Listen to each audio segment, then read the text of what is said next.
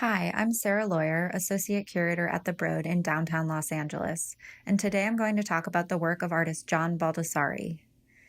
In the 1950s and early 1960s, Baldessari made paintings, but by the mid-1960s he started to think about art in radical, conceptual ways, and he started making artworks with the intent to destabilize the presiding ideas and beliefs that had come to define art. Baldessari thought of this new approach as the beginning of his career. He considered it a rupture from his previous work, so much so that in 1970 he made a work titled Cremation Project, where he burned all of his artwork in his possession predating 1966. I'd like to start by looking at a couple of works that he made at the beginning of his conceptual practice. First, let's look at Tips for Artists Who Want to Sell, an artwork made from 1966 to 68.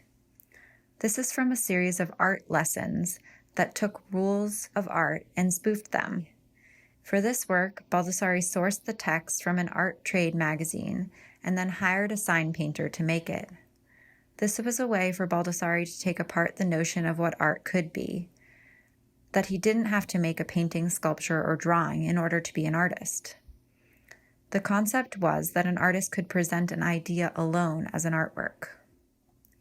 In another work from this period, The Spectator is Compelled, Baldessari also used the rules of art as a subject in order to question art's traditions.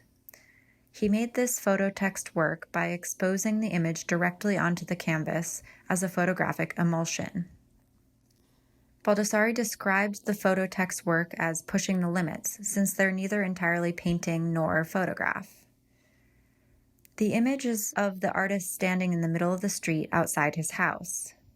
The sides of the street mimic the sightlines of linear perspective, a technique that was developed during the Renaissance to make scenes depicted in paintings appear three-dimensional.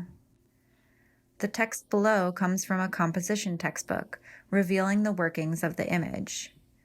In the photograph, Baldessari himself illustrates the phrase, so all spectators, you and me, the viewers, as well as Baldessari, the artist, looks directly down the road and into the middle of the picture. Teaching was an important part of Baldessari's work too, and he famously taught a class in 1970 at CalArts called Post-Studio Art, engaging ideas about what it meant to be a conceptual artist with his students.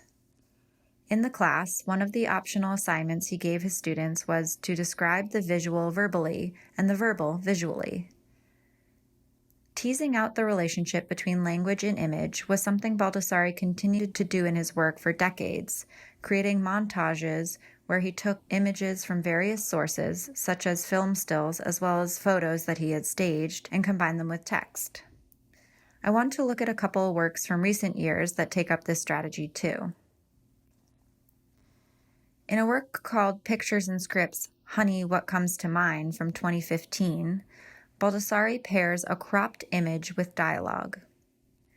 The image looks like a film still, capturing a moment of paused action. Baldessari chooses images that are often familiar but unplaceable. This one reminds me of something between Raiders of the Lost Ark and The Life Aquatic with Steve Zissou. It's not clear whether the people are uncovering buried treasure or the reverse. Combined with the image is a dialogue between two art world insiders. Here, Baldessari comments on the subjectivity of art, and the conversation wryly states that one woman's rage is another man's intelligence. For the next couple of years in 2016 and 2017, Baldessari created homages to art history by referencing specific artists in his work. In one painting series, Baldessari took inspiration from Francis Picabia and Piet Mondrian, artists who lived during the turn of the 20th century and moved from naturalistic, impressionistic painting styles to abstraction. Baldessari layers, opposes, and intersects fragments of works by the two artists, adding white blocks and incongruent words starting with the letter Z. The series includes words ranging from Zamia, the name of a plant, and Zebu, a type of cattle, to Zayin, a Hebrew letter, Zag, the sharp turn after zig, and Zealot, a fanatical person. When asked about his selection of the letter Z, Baldessari replied, "I don't think Z enters our life very much." As usual, in this series, Baldessari leaves us with symbols but no direct answer. Still, in this work, it's hard to resist reading into Baldessari's choice of zealot as a comment on the two modernist artists. These are just a few examples of Baldessari's work produced over 5 decades that tested the structures of art, images, and language.